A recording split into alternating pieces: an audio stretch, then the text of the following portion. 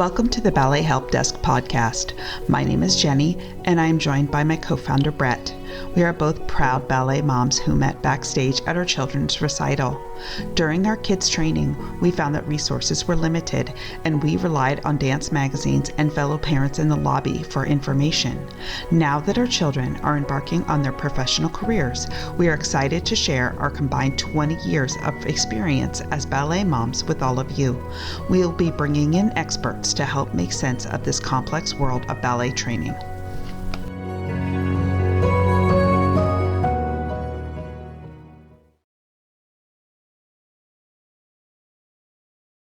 Today we welcome Deirdre Miles Burger. She began her formative dance training with Margaret Prishwalko Fallon and subsequently the Boston Ballet School on a Ford Foundation scholarship.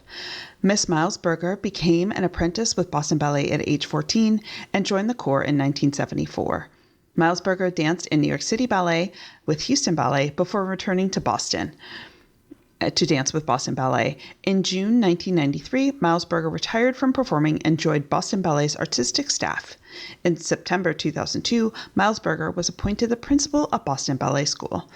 In the summer of 2006, she left Boston Ballet to move to Florida with her husband, where she continued to teach on a freelance basis and in addition serve on the jury for a number of ballet conventions and competitions, including the Youth America Grand Prix, regional semifinals, and New York City finals.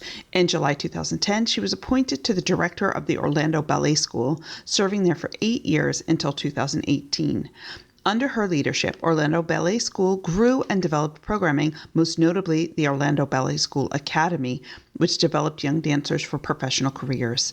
Reaching out to the community, she instituted several programs for children with special needs, including adaptive dance for students with Down syndrome, Come Dance With Us for children with physical challenges, and Children Beating Cancer for children recovering from cancer. In 2019, Miles Burger assumed the position of Assistant Education Director for the Sarasota Ballet and continues as an examiner for the ABT National Training Curriculum. We welcome her to Ballet Help Desk. We are very lucky to have such an illustrious dancer with an incredible career join us today. Hi, welcome back to the Ballet Help Desk podcast. I'm Brett Gardner. I'm here with my co-founder, Jenny Wong, and we are lucky enough to be joined by Deirdre Miles Burger, who is the Assistant Education Director for the Sarasota Ballet School and also a longtime ballet competition judge. So Deirdre, thank you very much for joining us today. Thank you. It's my pleasure to be here. So let's jump right in. We're here to talk about ballet competitions. You've been a longtime judge for a variety of competitions. Yes, primarily YAGP, Youth American Grand Prix, has been my main focus. I have also judged a little bit. I also judged for American dance competition on occasion, and I've done some regional dance festivals here and there too, but my main focus has always been Youth America Grand Prix. Got it. Okay, great. Well, that's where the majority of the questions have come from our listeners. So that's a nice match.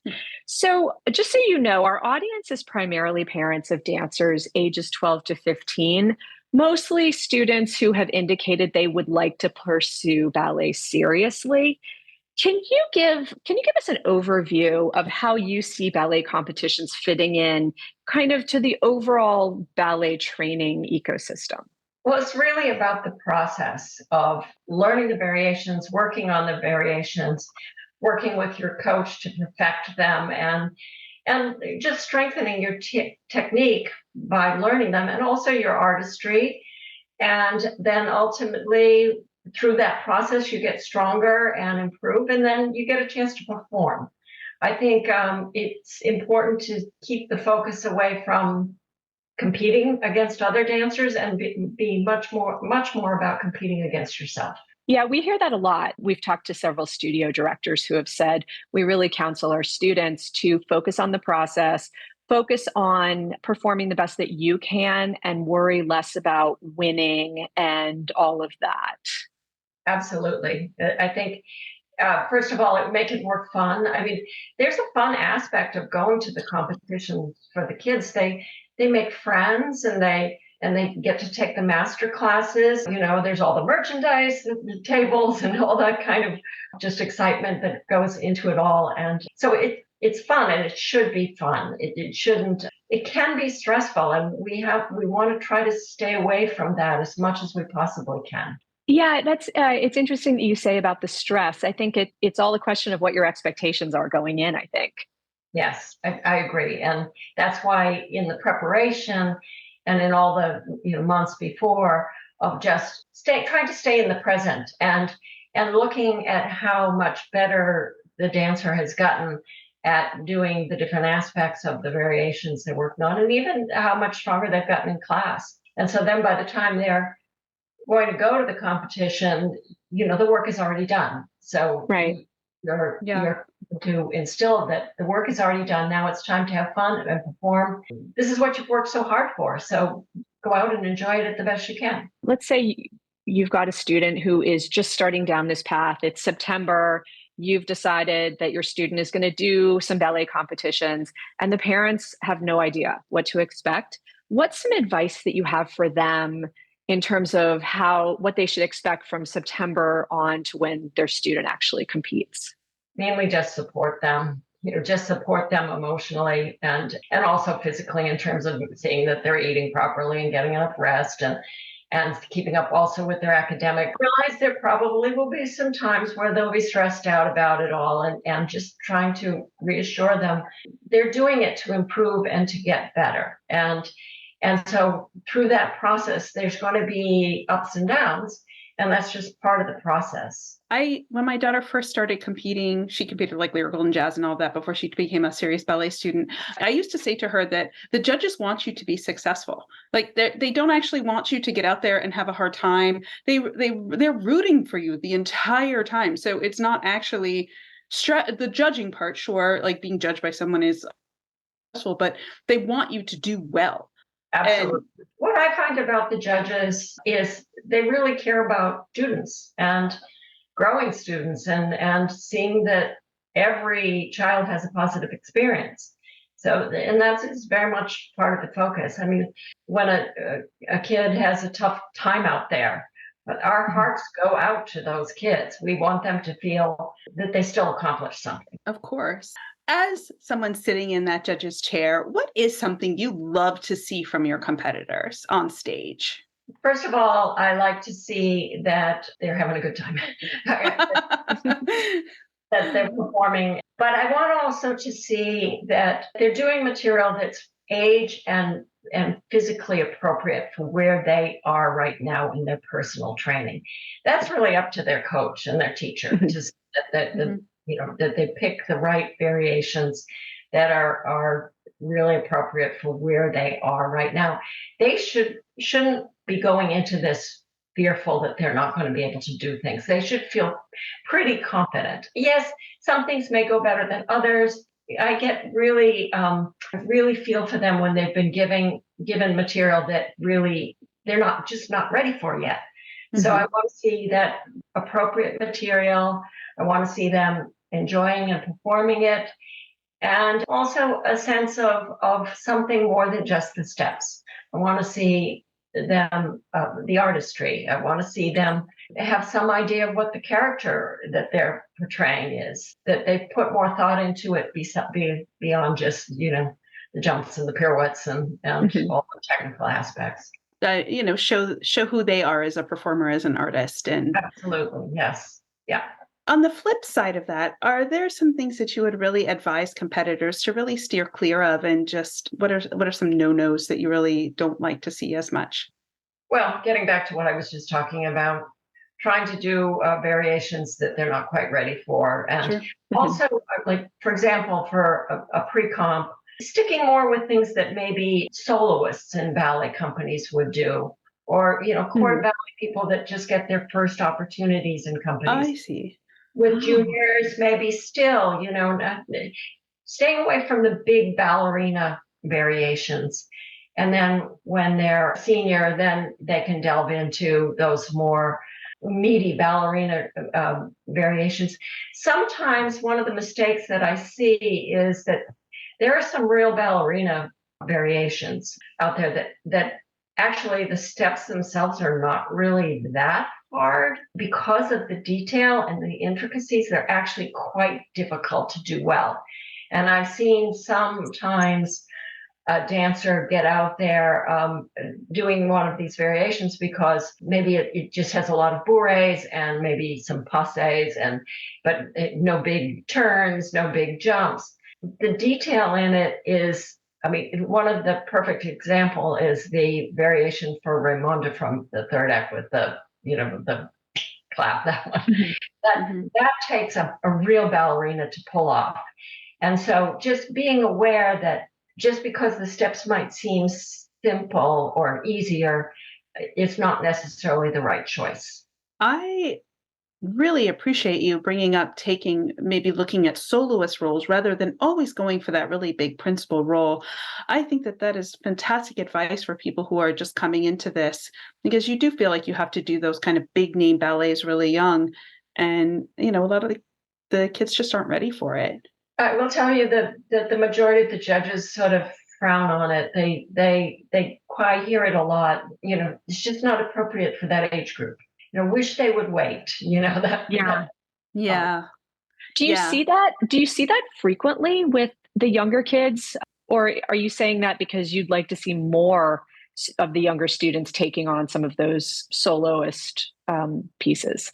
I actually think that in more recent years, we're seeing less of it. I think that, for example, Larissa Savelyev has done a lot to try to educate.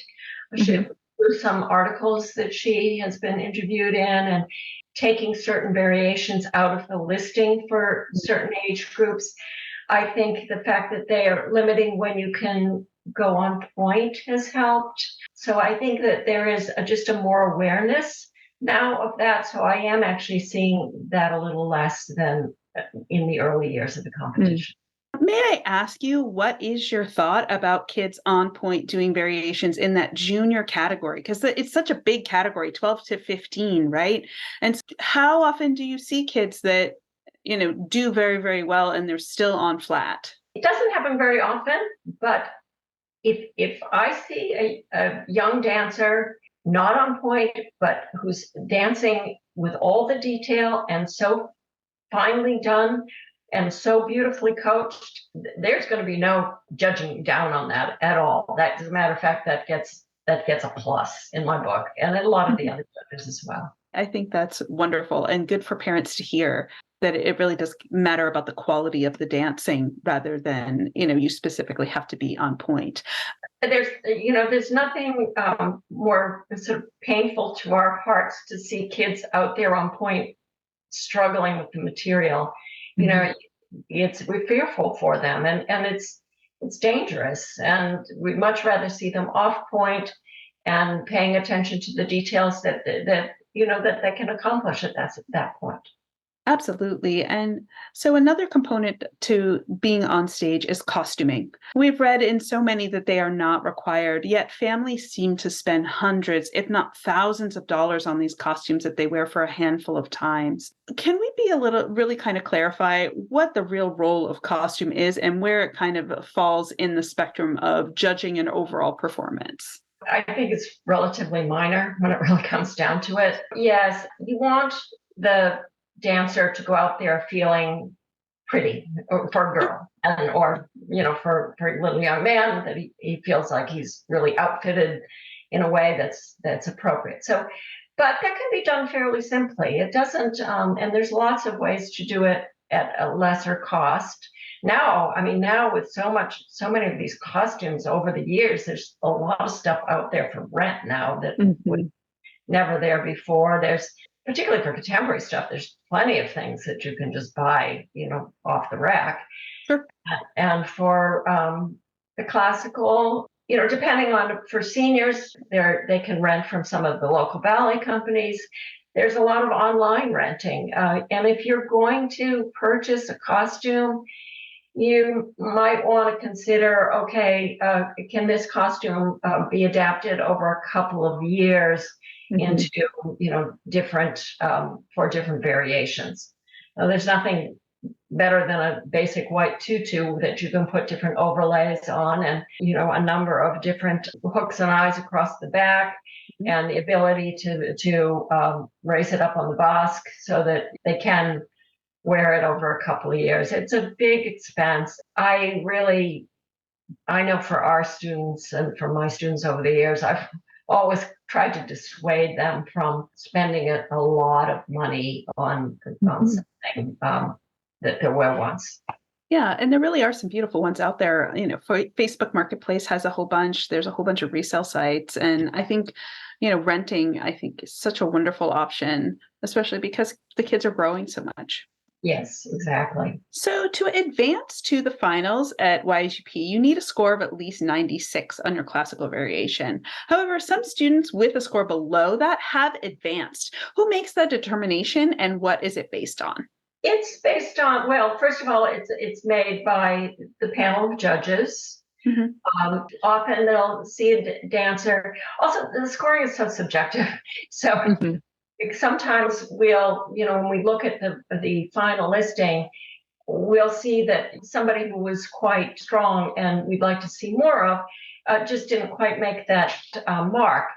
And so we will say, yes, we think this person should be passed forward. And certainly this is done quite a bit with the head of the competition situation with Larissa or somebody else, Alexia or Gennady, that are with the group of judges. And we talk about it and they get moved forward because we think also, the other reason is because we think that they're eligible for scholarships and that they could potentially really benefit from going to maybe a different summer program. Sometimes, we'll think that they're ready for a bigger school, but they just haven't. They haven't quite gotten to that strong place where they're, getting a 98. But there's definitely lots of potential.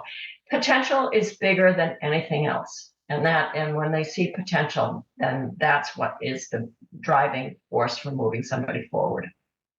So if I understand you correctly, I mean, this is really great to know because every time we talk to parents about ballet competitions, there's this overwhelming focus on winning and where they place and what their scores are. And if I understand you correctly, what you're saying is, obviously scores are subjective based on the judges, but you might see something really special in a student. And it's not that you want to give them one more chance to go to finals and potentially place. It's that you think that student could fit nicely into some of the ballet programs for which school directors are, and they're attending, and they might want to recruit that student. Is that a fair interpretation?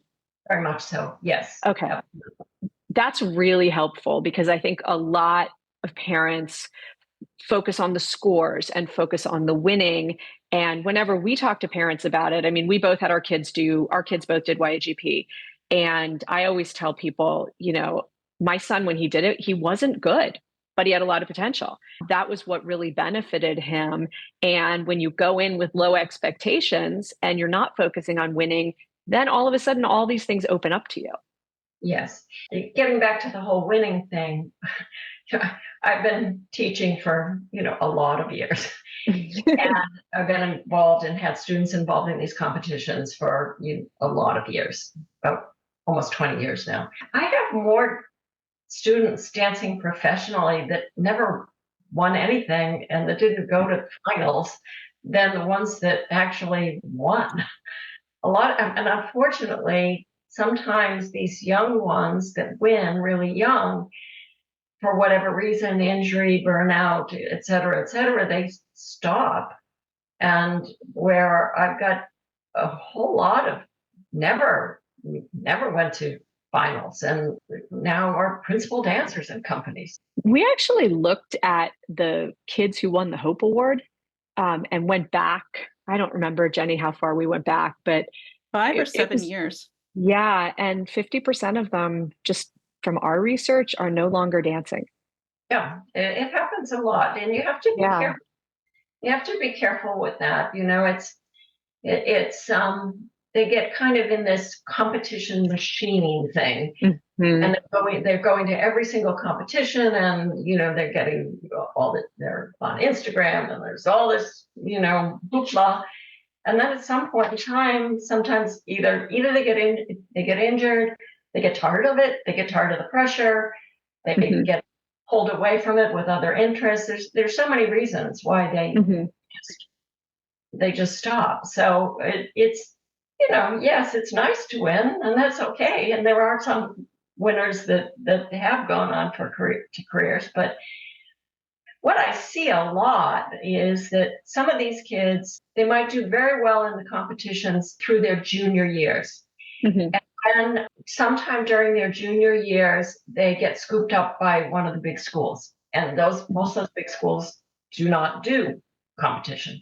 And then they start to go to these big schools, and they're just studying and they're just working hard, and then they go on to careers. What sometimes, not always, I mean, it's not every student by any stretch, but sometimes that those years and years of competition, yes, they do great in competition, but when they have to infiltrate into working as a group, they don't do very well. There is a lot you got to be careful. I think it's important to realize that competition is just part of a dancer's experience. And it's definitely not the be all and end all. Yeah. It's so interesting that you say that. You're not the first person we've talked to who has brought that up about they do very well in competitions, and they get to, perform in all these galas, and they get to do all this stuff, and they become famous on Instagram. And then they have to go into a company where they're part of the corps, and they're so used to being kind of front and center that it's a hard adjustment for them.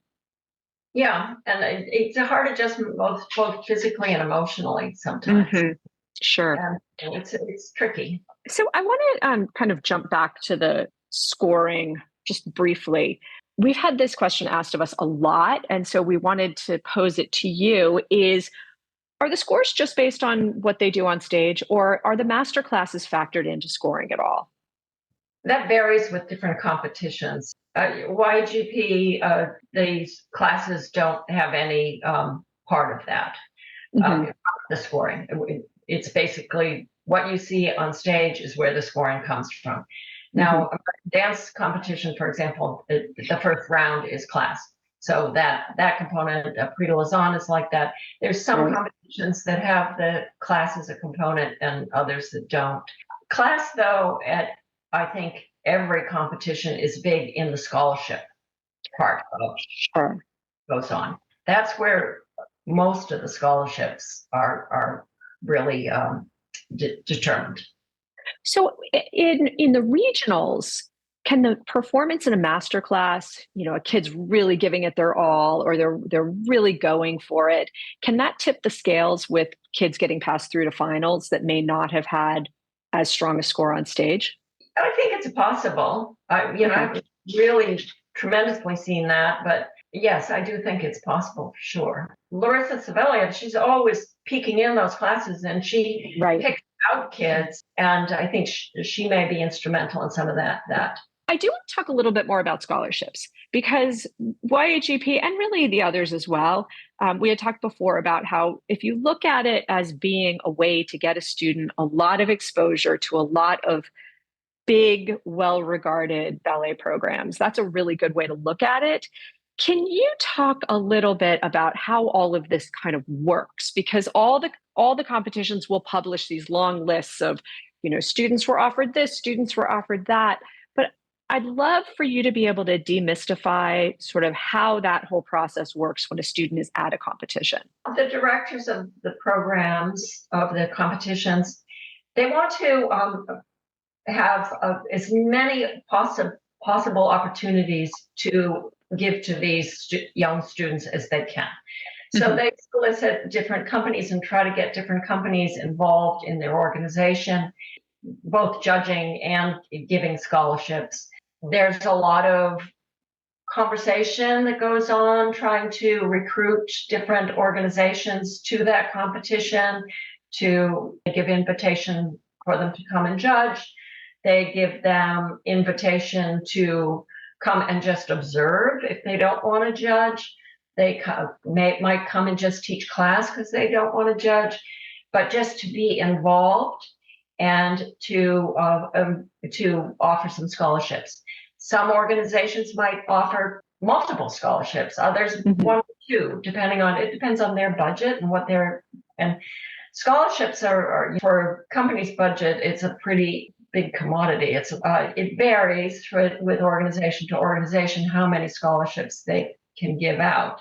Most of the organizations know that all the scholarships they give out will probably not be accepted because some kids get multiple scholarships, or maybe they can't make the move for whatever reason, or the child isn't quite ready to live in a dormitory on their own. All those kind of factors that go into. I know for myself over the years, I've always usually given more scholarships than what I know ultimately will be accepted. It's definitely important for the directors to try to draw in as many scholarship presenters as they can get, because that's more opportunities for students. Sure.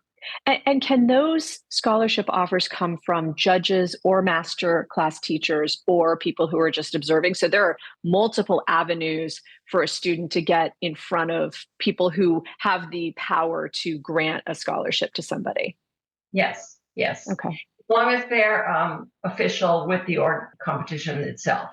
They have to have permission from the competition to be giving out those scholarships, and generally they're listed. Sometimes there'll be some new organizations that are just getting going, and the directors will say that they could give a couple of scholarships, and they might not be on the list yet, but then ultimately they'll probably be put on the list. Okay. So is it fair to say that Larissa, when she's peeking into those different classes, she kind of has a list of schools that are offering scholarships, and she's looking to kind of make those connections and pair people up, kind of like dating? Someone else referred to finding a perfect match for like a school and a student, or a company as a student, like dating. That there's some misses, but once you find that good match, you really try to make that happen. Yes, she absolutely does that. She is an expert matchmaker. She's really good. And she's very committed to it, and she works really hard at doing that. And she's got a really good sense of what is a good fit.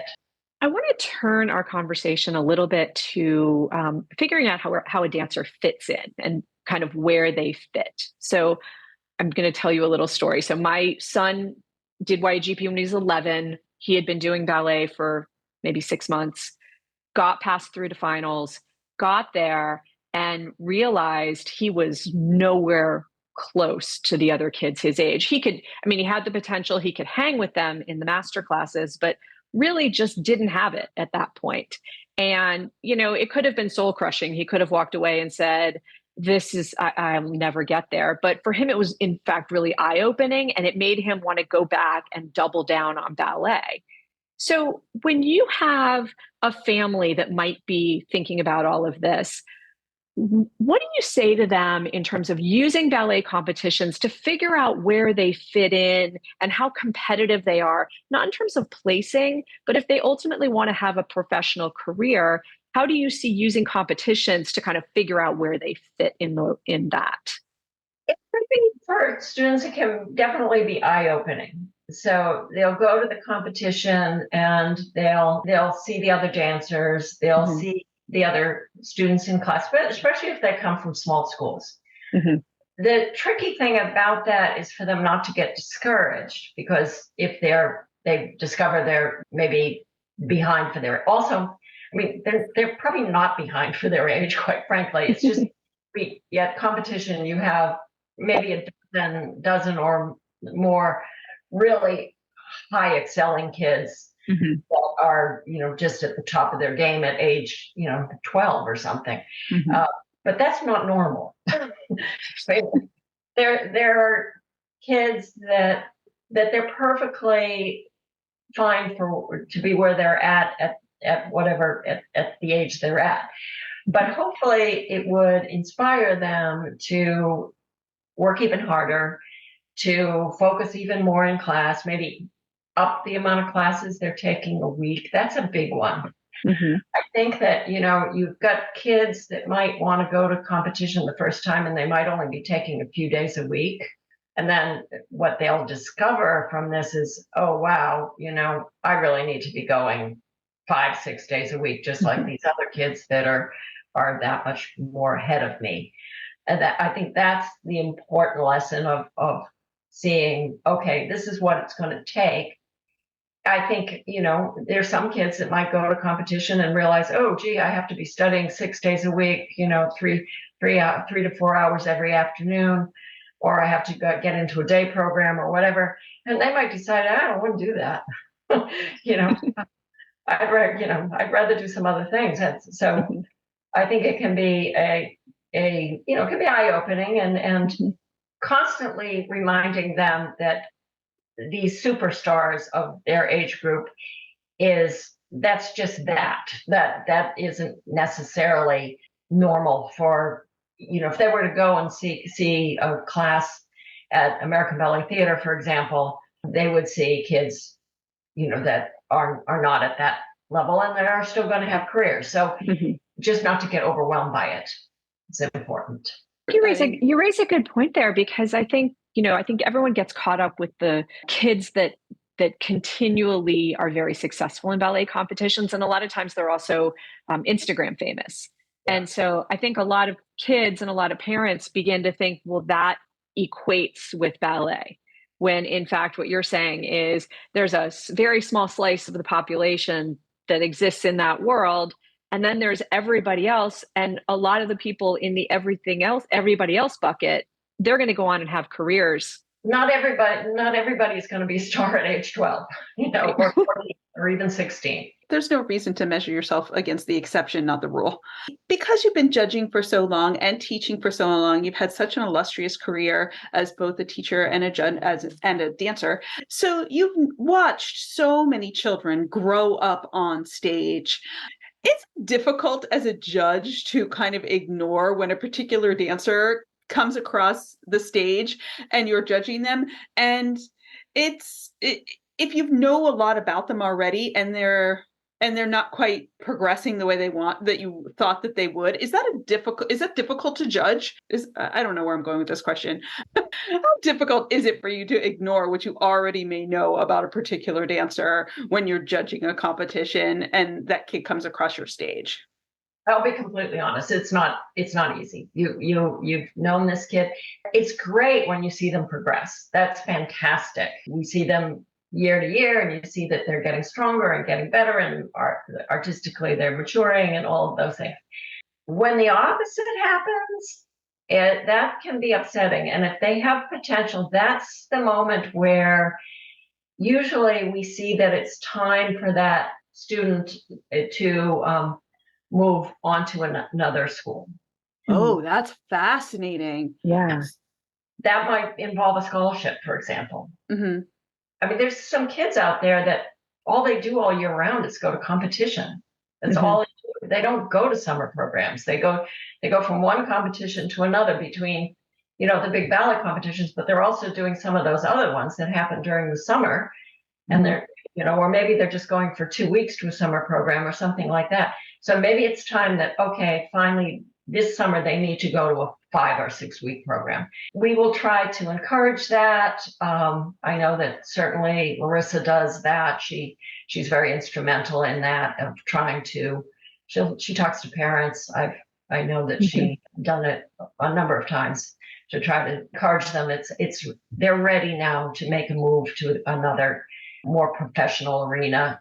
A step. I think that that's so interesting that you guys do, because you build relationships with your students, so you are able to track them in that way, because plateaus happen for a number of reasons. And we interviewed another person who talked about that sometimes kids stay at particular studios for too long, that you can't hold on to them for quite that long, because you can only hold them for so long, and then you've given them what you can, and then they're ready for that next step.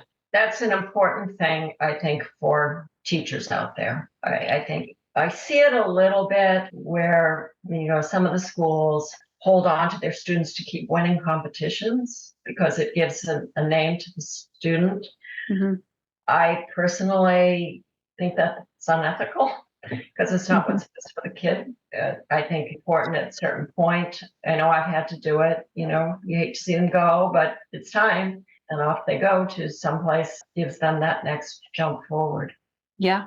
Thinking specifically about judging, are there some myths out there about ballet competition judging practices that you would like to dispel? I think that the idea that it's all rigged, I'd like to dispel, because it isn't.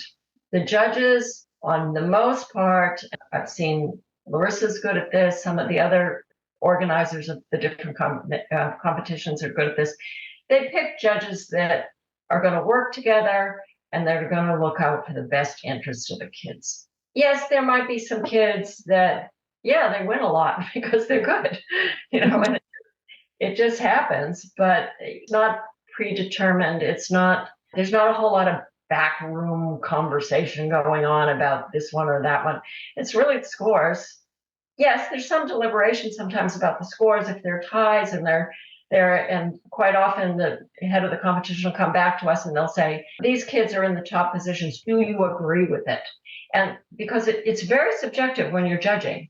You're basically judging based upon what you've just seen and what you're going to see ahead. And we're really encouraged to keep some side notes besides what we put into the computer. Well, now it's all in computer, but at one point in time it was paper.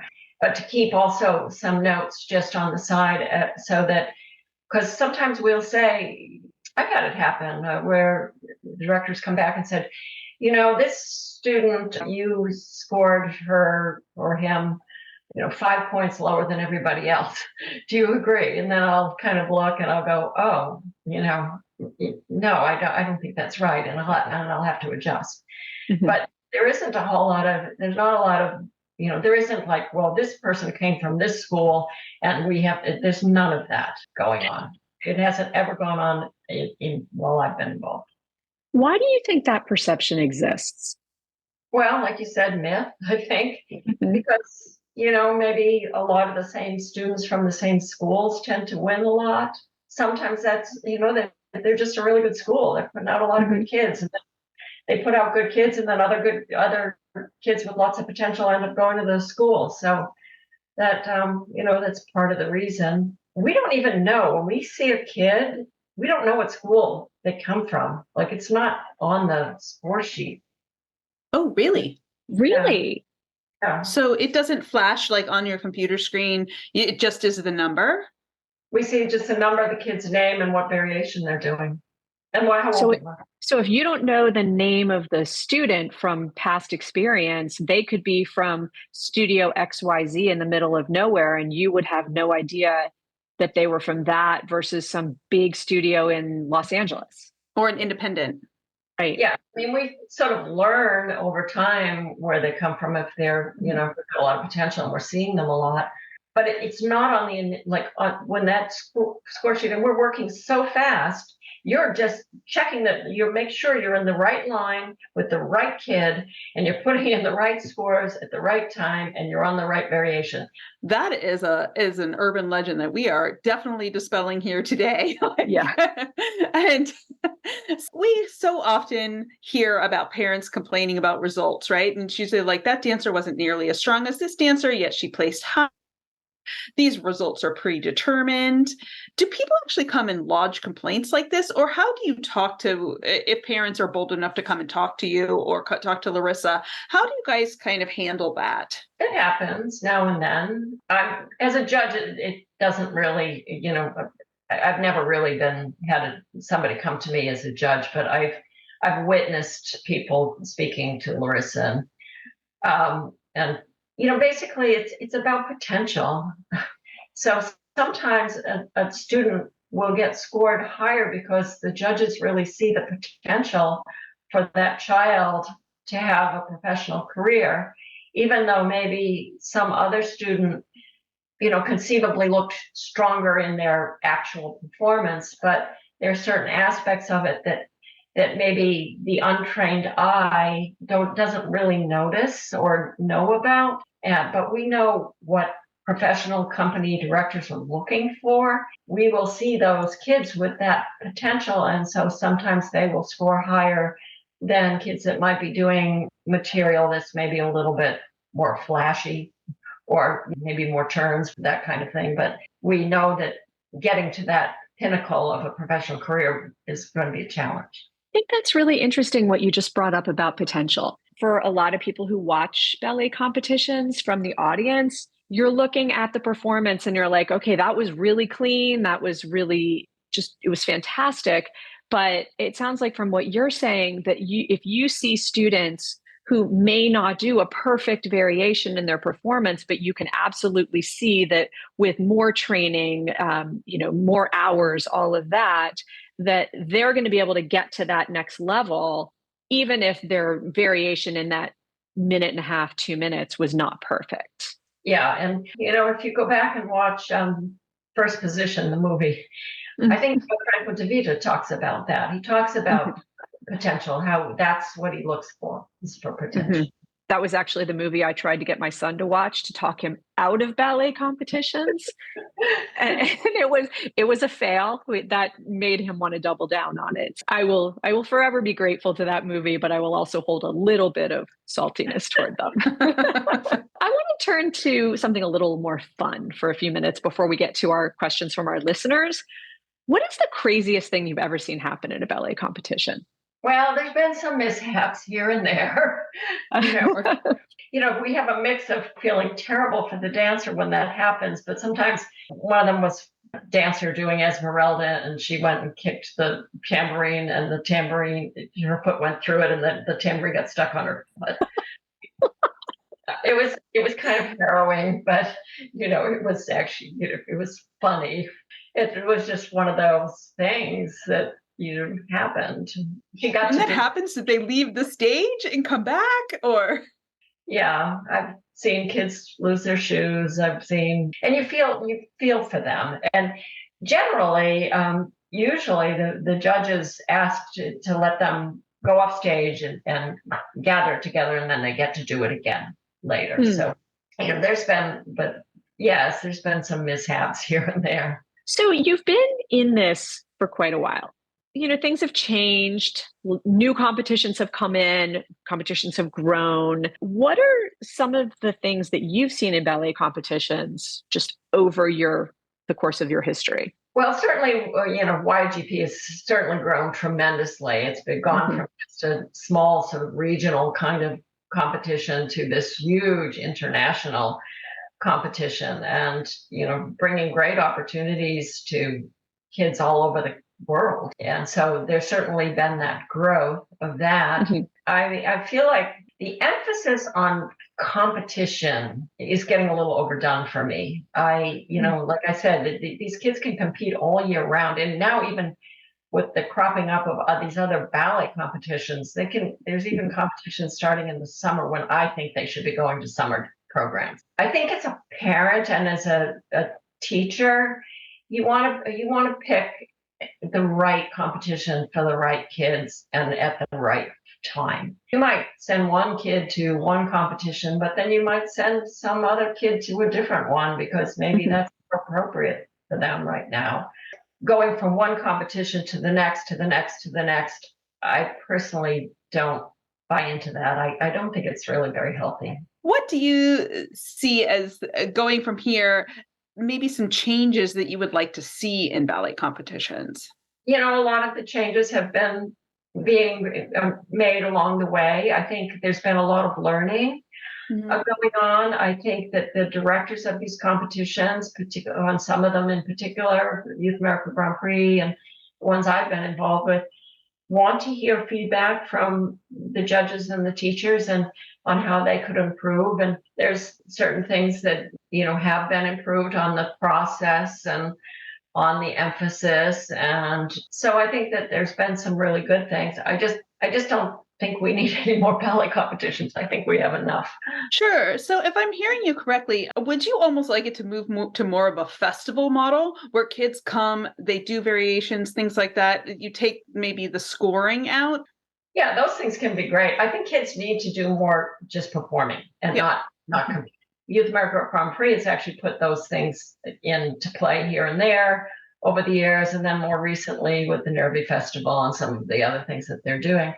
And I think that individual schools too, like, yes, there's time and place to send your kids to competition, but please continue to have your own programs and your own performances and where all the kids participate and that the dancers dance together and that some of these stars actually have to dance in the Corps de Ballet because it's good training for them and it's good for them to be part of a group. So I just would like to see an equal emphasis on, yes, competition has its place, but certainly performing.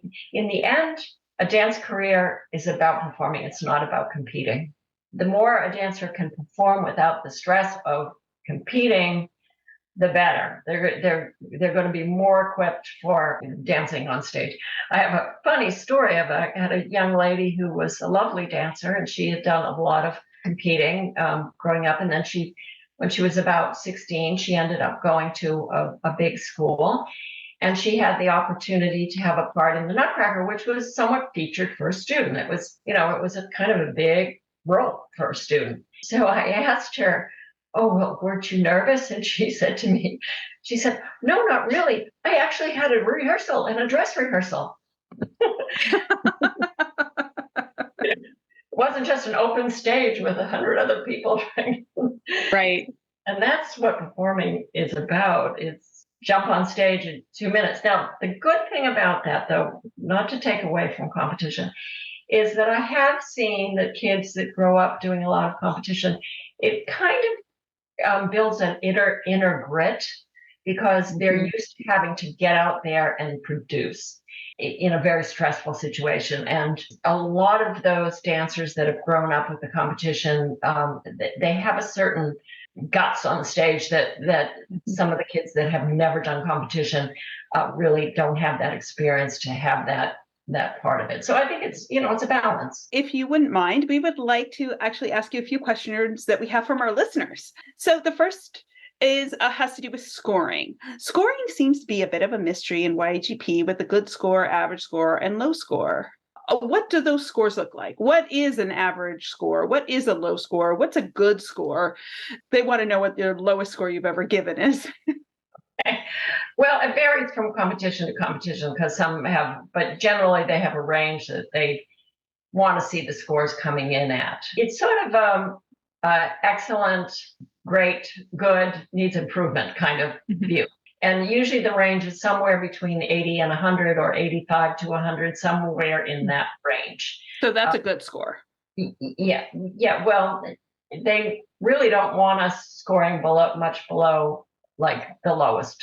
So, if the range because it varies for competition, but let's say the range for needing improvement is 80 to 85, they really don't want us giving a 77, for example. So you have to think about that. So I know as a judge, very rarely give the really bottom of the score. And usually that's a situation where I usually see that they're doing material that's really not appropriate for them right now. And I will usually try to qualify it in some way in the comments. Really stick to your training. Variation might have been just a little bit too difficult. Keep focusing on your technique and the details of your technique to improve in the areas of your technique that need strengthening. Something I try to give them some kind of reason, and so that they'll understand. Okay. Our winners really determined by tenths. And then how do you break a tie? How close are those top 10 scores? Well, it's on the computer. It comes in by and it ranks them automatically. Is it like a sliding scale where you give like a 96.5, a 96.7, or is it like 96, 95, 94, like whole numbers, or do you do decimal places as well? We do decimal places. And what's the spread? What's the spread typically between like first place and sixth place? Maybe about 6 points. Oh, okay. So it's pretty wide. It can be a pretty wide spread. Yeah. Okay. The next set of questions we have from listeners are all around variation choice. And this, I think most of the questions we got were from parents of women. So we're going to skew a little bit that way. So the first one is, when you are watching 5 bluebirds, 8 esmeraldas, and countless basilios, what makes a dancer stand out? Artistry, mostly artistry. They're something that makes them unique, potential and strength, just potential and execution. Detail, certainly the detail, the coaching, taste, having a certain level of refinement. Certainly, dancing it well, but much more in the detail, and I think, their personal expression. Okay. And you will see through these questions, they all seem to be focused on how to get their dancer that little bit of an edge. That's kind of the theme we're working with here. The second question we got about this is, does the dancer who selects a less popular variation stand out? It is sometimes fun for us judges to see something different. I will admit that it's true, but it's not a big factor. It's not going to really go tremendously into the scoring. Okay. The next question along that theme is, what is one variation that you wish dancers picked that is maybe not as well known and is not danced often? And is there a variation where you go, please, not one more of this? There's some relatively sort of simpler variations, especially for pre-comps, like the Sleeping Beauty variations that don't get done very often because they're kind of short. And I think there's no reason to stay away from them because they're short. It's, and I think sometimes that's very appropriate for a pre-comp, especially if they're an 11-year-old and they're doing something on Pointe for the first time. I think that there's some other variations that we don't see very often from some ballets, like there's the ballet Les Sylphides that I hardly ever see anybody do a variation. And there's some lovely variations there's 3 of them from, the Prelude is probably more mature, but the other 2, the waltz, and they're quite difficult. Don't see them very often. There's so I think, there's some, but I'm not particularly. I mean, I think that, we always like to see some new ones. It's always, all of a sudden, in the last couple of years, the Awakening of Flora variations now we're seeing lots of them. But when we first saw those variations, we're like, oh, something new. How nice. I personally, I'm perfectly happy to see a really well done Swan like pas de trois variation as I am something more obscure. Not that one again. Not really. I mean, some of them are really long, and sometimes you're like, oh, this one's really long. But it doesn't. It's not going to affect the dancer. It's like if it's done really well, then fine. So our next set of questions is all about the contemporary category because it does feel a little mysterious because it's so broad. What are specific aspects judges are really looking for in a contemporary piece? Movement quality. It's a huge one. Expression and movement quality. I think the pyrotechnique and all the bending all over the place and kicking your legs up in the air and all that stuff is not really what we're looking for. Because acro really has become a much more commonplace in terms of in those contemporary. Is that not something that you really value when you're watching a contemporary piece? No, we don't. As a matter of fact, I've never done it, but a fellow judge, I've seen that judge actually put on the comments, too many acro elements. And it actually, one of the American dance competition, in their rules, they say no more than 3 in a variation. Interesting. The other thing I think that about the contemporaries is that, the time limit is 2 minutes and 30 seconds. Don't feel that the variations all have to be 2 minutes and 30 seconds. I think 2 minutes is plenty for us to judge what they, are doing. Even 1 minute and 45. I mean, the classical variations aren't that long. If you're hiring a choreographer, you don't insist that it's 2 minutes, 30 seconds because it's not really important. I've actually had judges say, I wish they would lower the time limit to 2 minutes. Because everyone feels like they have to abut that time limit right up to the 2:30. Yeah, it happens a lot. Yeah. So we've heard, can we dispel one more kind of urban legend here? We've heard that dancing to music without lyrics scores higher than music with lyrics. Is that true for most ballet competitions? No. No, it's not. I mean, it kind of depends on the quality of the choreography to the music. I've seen some fabulous stuff to music with lyrics. Sometimes music with lyrics can seem a little too maybe commercial, I guess would be a good word for it. There's also, I've seen some choreographers do some fabulous stuff to music with lyrics. So it's definitely not scored down just because the music it has lyrics, for sure. And one more, popular music. So popular music with lyrics, doesn't matter either. No, I've seen some really fun pieces done to some really funky music. Yeah. Well, I think that's really helpful for a lot of parents and dancers, because they really do feel like they shied away from that. Like, that's good to know. Yeah. So we got another question from a listener around social media, and we were talking about this earlier about kids who become Instagram famous. And one person asked, do judges look at a dancer's Instagram, and is it important to have a social media presence? No and no. We don't look at some of us aren't even on.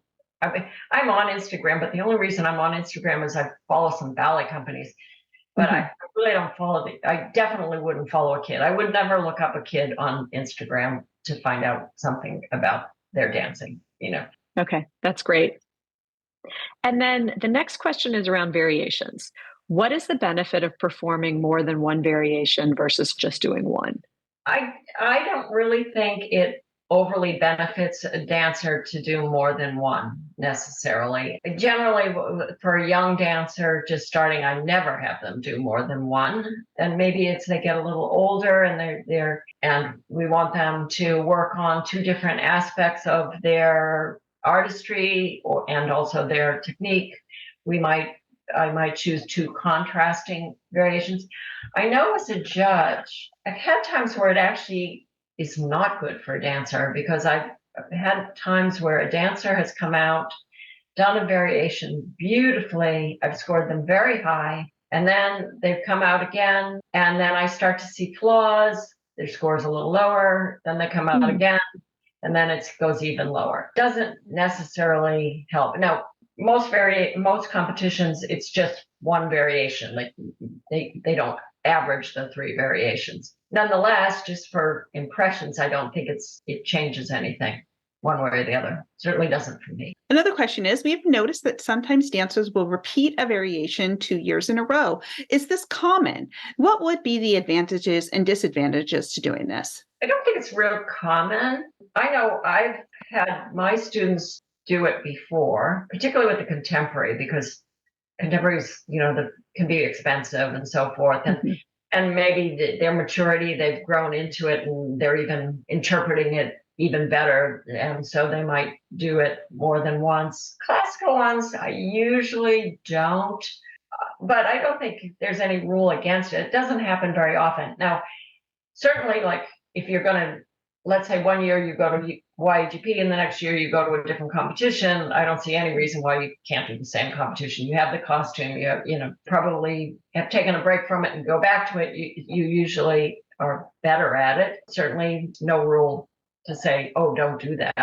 I don't see it very often. I see it more with contemporaries than I do with the classic. Last question we have is, to help with cost, we've considered using a new choreographer for contemporary, possibly a graduate from her school. Would this be a good idea, or would you better off using a contemporary teacher?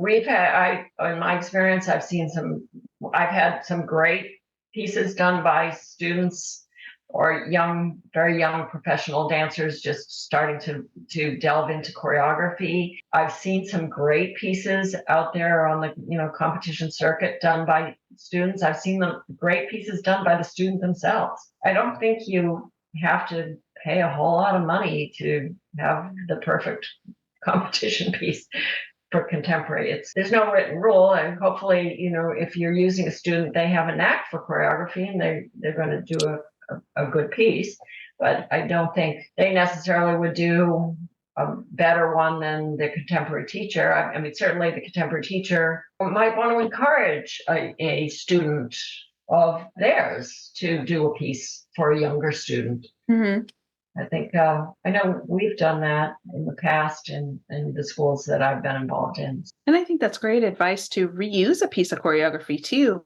You can evolve into it and get new pieces and find new aspects to the piece every year. Absolutely. And biggest choreographers at Youth America Grand Prix, Maria Conrad, she did a piece on one of our young men last year. And she said to me that if he went to competition again this year, that he should absolutely do it again. She felt like he could grow even more into it. And so she actually advised that. Now, as it had it. He actually got a job in the second company. And so he's not going to compete. But we were saying, we've often said, well, maybe he should do it for performance. I think it's good to revisit them. They find more things particularly in the contemporary, because often it was made directly on them, and there's more leeway.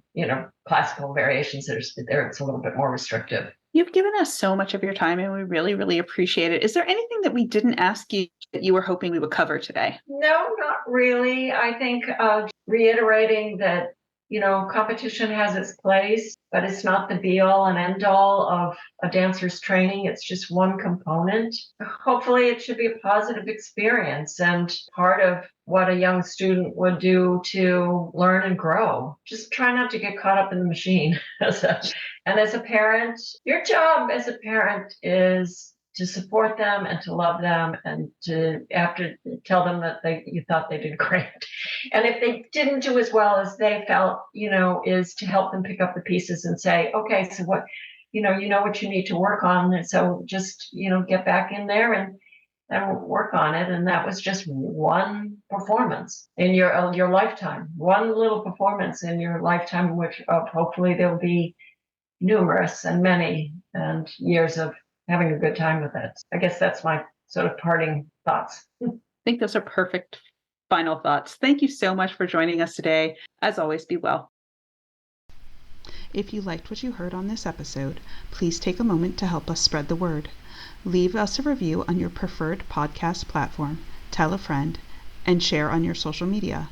Also, as your dancers return home from their summer intensives, please head over to theballethelpdesk.com and leave us an anonymous review of the program.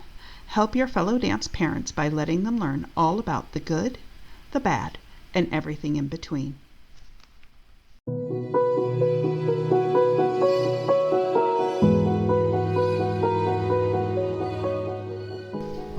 To stay in the loop on all of our latest content, subscribe to our newsletter at ballethelpdesk.com and follow us on Facebook and YouTube. Until next time, have a great day.